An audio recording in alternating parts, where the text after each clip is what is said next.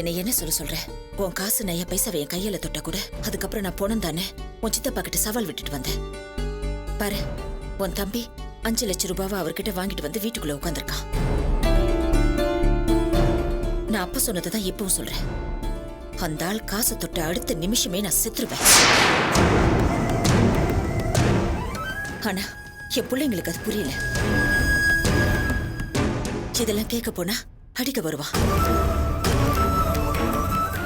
சரி விடு, இதெல்லாம் உன்கிட்ட சொல்லி உன் மனசை ஏன் கஷ்டப்படுத்தணும்?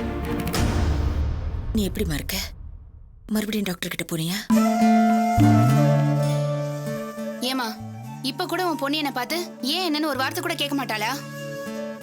நீ நினைக்கிற மாதிரி இல்ல மதி. அவ நீ முழுகாம இருக்கன்னு சொன்ன உடனே எவ்வளவு சந்தோஷப்பட்ட தெரியுமா அவ? அப்புறம் எதுக்கு மூஞ்சி அப்படி தூக்கி வச்சுட்டு போறா? அது அக்கா தங்கச்சிக்குள்ள இருக்கிற சின்ன சின்ன கோவம். சீக்கிரம் சரியாயிடும். ஆமா, நீ டாக்டர் பாத்தியா? என்ன சொன்னாங்க? இன்னும் பாக்கலமா. ஜெயந்தி டாக்டர் கிட்டயே உங்க அம்மா கூட்டிட்டு போய் பாத்துக்கன்னு என் மாமியார் சொல்லிட்டாங்க. அதான் வந்தேன். ரொம்ப சந்தோஷமா. உன் மாமியார் ஏதாவது சொல்லுவாங்களோன்னு பயந்துதான் நான் சும்மா இருந்தேன். இல்லனா நம்ம டாக்டர் அம்மா விட வேற யார் நல்லா பாத்துக்குவா? எனக்கு மனசுல ஒரு பாரம் குறைஞ்சிருச்சு. எது எப்படியோ நம்ம டாக்டர் அம்மா மாதிரி வராது. மாமதி எப்போ வந்த? இப்பதான். ஆனாலும் மாமியார் எப்படி இருக்க கூடாது மதி.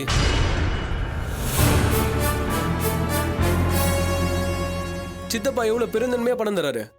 அவங்க என்னடானா அங்கேயே உட்காந்து நோட்டை எண்ணிட்டு இருக்காங்க.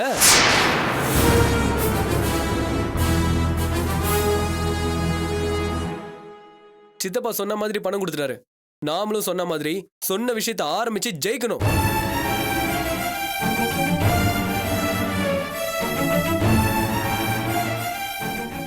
ஆமா, இன்ஸ்டியூட் ஆரம்பிக்க எல்லாரும் கூட பண்ணிட்டீங்கல்ல?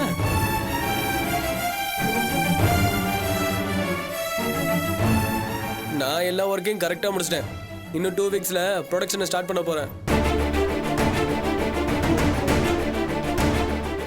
அப்புறம் மதி, உன் வீட்டுக்காரர்கிட்ட ஒரு விஷயத்த தெளிவா சொல்லிடு. இது சித்தப்பா பணத்துல நாம ஆரம்பிக்கிற தொழில். இதுல நம்ம பெருசா ஜெயிக்கிறப்பதான் நமக்கு மரியாதை. இதுல நாம ஜெயிச்சுட்டா இதை விட பணம் அதிகமா வேணும்னு கேட்டா கூட சித்தப்பா கொடுப்பாரு.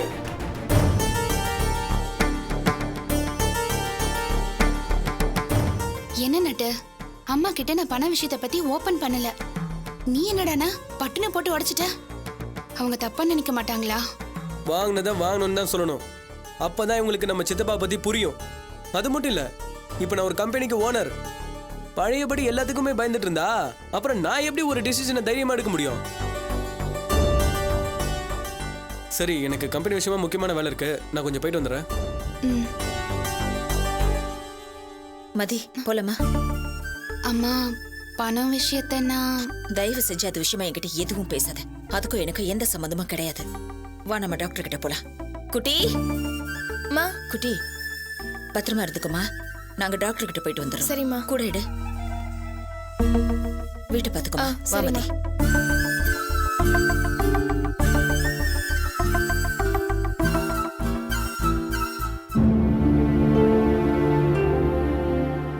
ஏய் நித்யா, நித்யா இந்த மாத்திரையை போட்டு படுத்துக்கோ. மறுபடியும் மாத்திரையா? என்னால முடியாதுமா. ஏய், இது சாப்பிட்டா தாண்டி உடம்பு சரியாகும். மாத்திரை வேண்டாமா? ப்ளீஸ்மா. சொல்றேன்ல, நீ மாத்திரை போட்டுக்க. வர போட்டுக்கோ.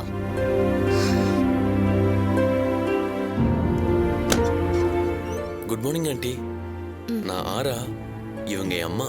வணக்கம்மா. வணக்கம். நான் தான் நித்யாவோட டீம் லீடர். உடம்பு சரியில்லைன்னு சொன்னாங்க, அதான் பார்த்துட்டு போலான்னு. அப்படியா? வாங்க உள்ள வாங்க. மா, இவங்க தான் உன் சம்மந்தின்னு நினைக்கிறேன். வாமா. வாங்க உள்ள வாங்க. உள்ள வாமா.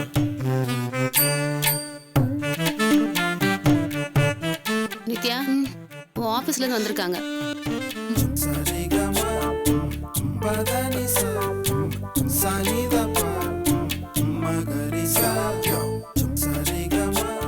வாங்க. உடம்பு எப்படிமா இருக்கு? பரவாயில்ல, உட்காருங்க. இந்தாமா. உட்காருங்க. உட்காருப்பா. வாடா உட்காரு. மா, இவதான் உன் மருமக. ஏய், ரொம்ப அழகா லட்சணமா இருக்காடா. நித்யா, இவங்க தான் என் அம்மா. Hello aunty. நீங்க பேசிட்டு இருங்க, நான் போய் காஃபி போட்டு ஐயோ கொண்டு வரேன். அதெல்லாம் வேண்டாம்மா அம்மா, இருக்கட்டும். இது நம்ம நித்யா வீடுமா, கூச்சப்படாதம்மா. அவங்க கொஞ்சம் கூச்சப்படுவாங்க, நீங்க தப்பா எடுத்துக்காதீங்க. 2 கப் ஸ்ட்ராங் காஃபி எடுத்துட்டு வாங்க. சரி. நித்யா நீ ரொம்ப அழகா இருக்கம்மா. ஐயோ ஆண்டி, நானே உடம்பு சரியில்லாம குளிக்காம அப்படியே இருக்கேன்.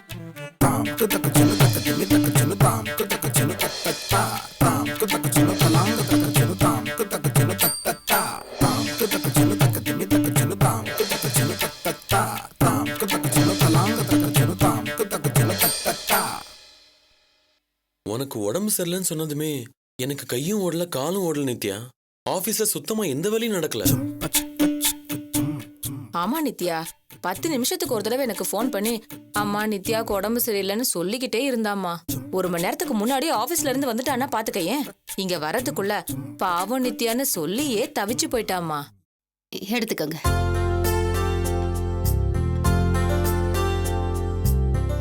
அப்புறம் நித்யா, போன்ல நான் சொன்ன மாத்திரை எல்லாம் வாங்கி போட்டியா? டேய் சும்மா இருடா, உனக்கு ஒண்ணும் தெரியாது. அப்படி இல்லடா ஆரா, இங்கிலீஷ் மெடிசன்லாம் சுத்த வேஸ்ட்டுமா. கண்டங்கத்திரி, துளசி, தூதுவளை, சித்தரத்தை, பனங்கல்கண்டு இதெல்லாம் போட்டு கொதிக்க வச்சு 1 டம்ளர் குடிச்சா போதும். எப்படிப்பட்ட காய்ச்சலும் தலை திரிக்க ஓடி போயிடும். இங்க பாருமா, உனக்கு ஒண்ணும் தெரியாது, நீ சும்மா இருமா. கண்டதெல்லாம் சாப்பிட்டா என்ன ஆகும்? நீ என்ன பெரிய டாக்டரா? டேய் சித்த மருத்துவத்துல குணப்படுத்த முடியாத வியாதியே இல்ல தெரியுமா?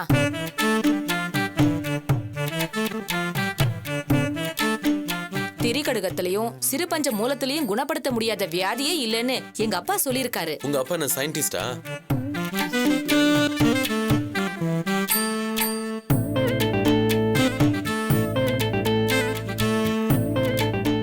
நாங்க எப்பவுமே இப்படிதான் ஃப்ரெண்ட்ஸ் மாதிரி பேசிப்போம்.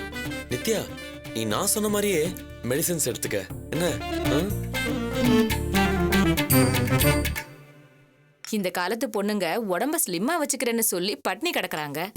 அப்புறம் எப்படி நோய் எதிர்ப்பு சக்தி கிடைக்கும்?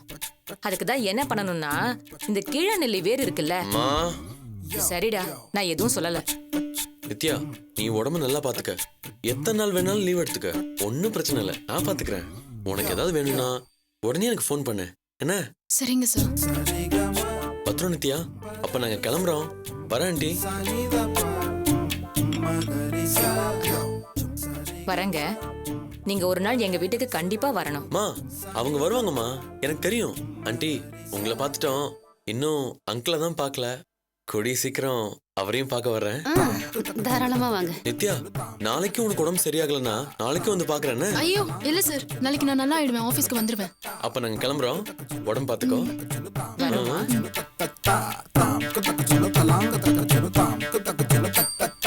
டேய் வாடா. பை நித்யா. மா அந்த டேப்லெட் எடுத்து கொடுமா.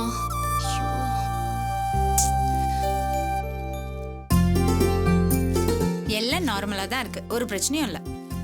மேடம், குழந்தை நல்லபடியா வளர்றதுக்கு நான் என்ன பண்ணணும்? டயட், எக்ஸசைஸ் இந்த மாதிரி ஏதாவது பண்ணணுமா? கொஞ்சம் விளக்கமா சொல்லுங்களேன். இப்பதான் எல்லாம் நார்மலா இருக்குன்னு சொன்னேன்ல, அப்புறம் எதுக்கு தேவையில்லாம இவ்வளவு அவசரமா பதட்டப்பட்டுட்டு இருக்க? இல்ல மேடம், நான் கன்சீவ் ஆனது தெரிஞ்ச உடனே என் மாமியார் அதை கலைக்கணும்னு சொன்னாங்க. அப்படி இருக்கும்போது இந்த குழந்தைய நல்லபடியா எந்த குறையும் இல்லாம வளர்த்துறணுமேங்கிற ஒரு பயமும் பதட்டமும் வந்துருச்சு. அதுக்காக தான் நான் என்ன பண்ணணும்னு கேட்டேன். அதுவும் இல்லாம இது முதல் குழந்தை, ரொம்ப ஜாக்கிரதையா வேற இருக்கணும்ல.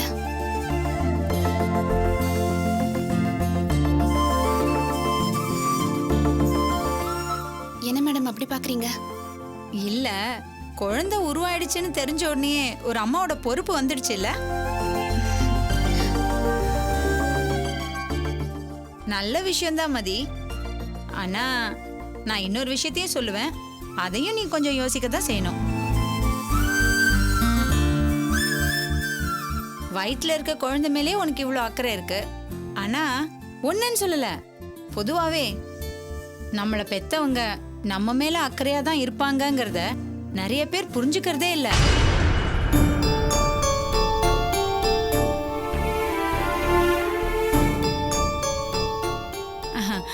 நமக்காக அவங்க என்ன செஞ்சாலும் நமக்கு பிடிக்குதோ இல்லையோ அதுல அவங்களோட அக்கறையும் பாசமும் மட்டும்தான் இருக்கும். நாம தான் அதை புரிஞ்சுக்கிறதே இல்லை. வெளியே வர்றதுக்கு முன்னாடியே ஒரு பிள்ளையால வலியை அனுபவிக்கிற ஒரு அம்மா அந்த பிள்ளை பிறந்த அப்புறமும் இன்னும் நிறைய வலிகளை அனுபவிச்சுட்டே தான் இருக்கா.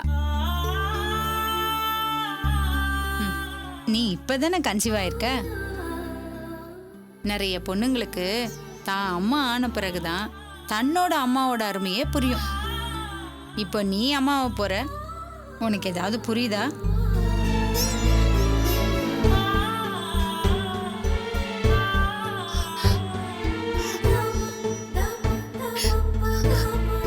அம்மா,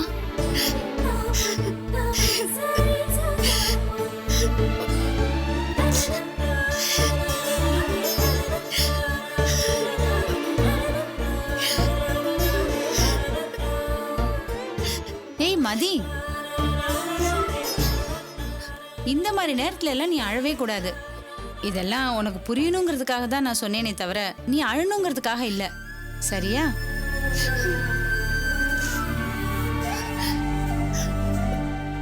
சுந்தரி, மதிய பத்திரமா கூட்டிட்டு போ.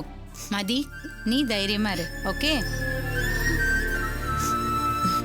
வாமா, வரமா. சரி.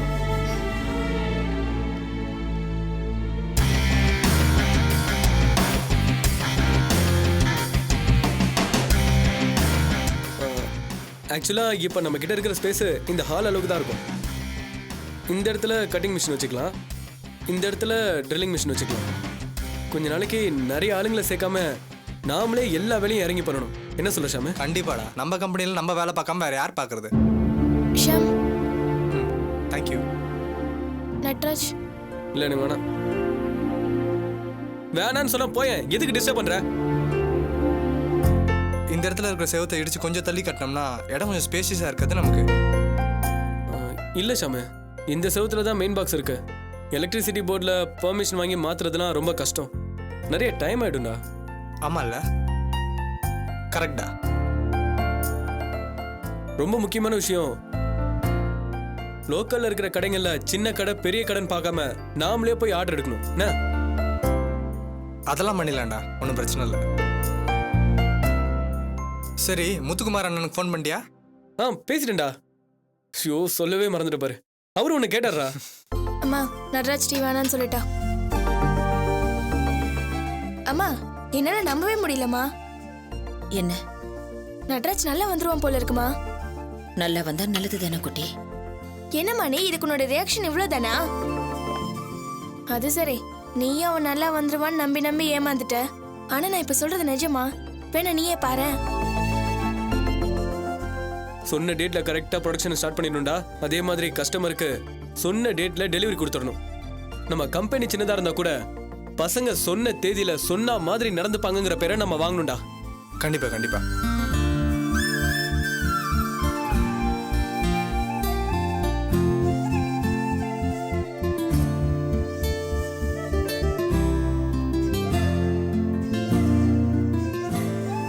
அம்மா, நாம நட்டுவ என்னமோ நினைச்சிட்டோமா?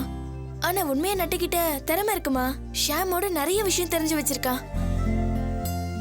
நான் கும்பிடுற தெய்வம் என்ன கைவிடல குட்டி. இன்னைக்குதான் மதிய டாக்டர் கிட்ட கூட்டு போனப்போ இத்தனை நாளா உன்னை புரிஞ்சுக்காம இருந்துட்டேனேமான்னு வருத்தப்பட்டா. இதோ இப்ப இவனை பாக்குறப்போ எனக்கு எவ்வளவு சந்தோஷமா இருக்கு தெரியுமா? நம்ம யாருக்கும் எந்த கெடுதலும் பண்ணல குட்டி. இன்னைக்கு நம்ம கஷ்டப்பட்டா அது கடவுள் நம்மள சோதிக்கிறாருன்னு அர்த்தம். இன்னைக்கு இல்லைனாலும் கொஞ்ச நாள்ல என் பிள்ளைங்க நல்ல நிலைமைக்கு வந்துருவாங்கன்ற நம்பிக்கை எனக்கு இருக்கு குட்டி. எனக்கு தெரியும் குட்டி, நீங்க 3 பேருமே ஒரு குறையும் இல்லாம இருப்பீங்க. குட்டி, நீ இதை பாத்துக்க. நான் லட்சுமி அம்மா வீட்டுக்கு என்னம்மா சாப்பிடாம போற? இதுக்கப்புறம் எனக்கு சாப்பாடு இறங்கும்னு நினைக்கிறேன். எத்தனையோ வருஷத்துக்கு அப்புறம் இன்னைக்கு தான் நான் ரொம்ப நிம்மதியா இருக்கேன். இது போதும் குட்டி. எனக்கு நான் எதிர்பார்த்ததை விட கூடிய சீக்கிரமே என் பிள்ளைங்களுக்கு நல்லது நடக்குங்கிற நம்பிக்கை எனக்கு வந்துருச்சு. இன்னைக்கு இந்த சந்தோஷத்தோட இருந்துடுறேனே. எனக்கு சாப்பாடு வேண்டாம்டா. பாத்துக்க.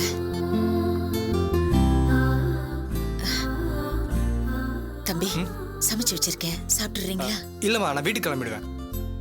சரி, ரொம்ப நேரம் கண் முழிக்காதீங்க. சீக்கிரமா படுத்துட்டு காலையில எழுந்திரிச்சு வேலையை பாருங்க. சரிங்கம்மா. வரேன்ப்பா. வரேன் நட்ராஜ். இங்க பாருடா, இன்னைக்கு எவ்வளவு நேரம் ஆனாலும் சரி இருந்து பக்காவா ஃபைனல் பண்ணிட்டு தான் போறோம். என்ன? ஓகேடா.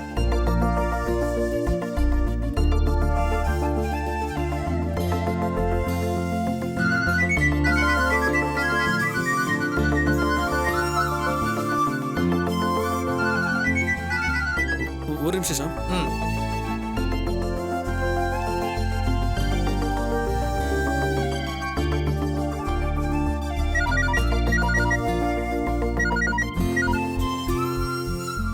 நட்ராஜ், மதுக்கிட்ட பேசிட்டேன்டா. தேங்க்ஸ் ரம்யா, ரொம்ப தேங்க்ஸ். இரு இரு, அவசரப்படாத. நீ வரதா நான் அவகிட்ட சொல்லல. கோயிலுக்கு போலாம் வாடின்னு கூப்பிட்டேன். சரி போலான்னு சொல்லிருக்கா, அவ்வளவுதான். இது போதும் ரம்யா, நான் அவளை தனியா பார்த்து பேசிட்டா போதும். இப்ப நான் ஆரம்பிக்க போற கம்பெனியை பத்தி நான் சொன்னாலே அவ புரிஞ்சுப்பா. எனக்கு என் லவ் மேல நம்பிக்கை இருக்கு ரம்யா.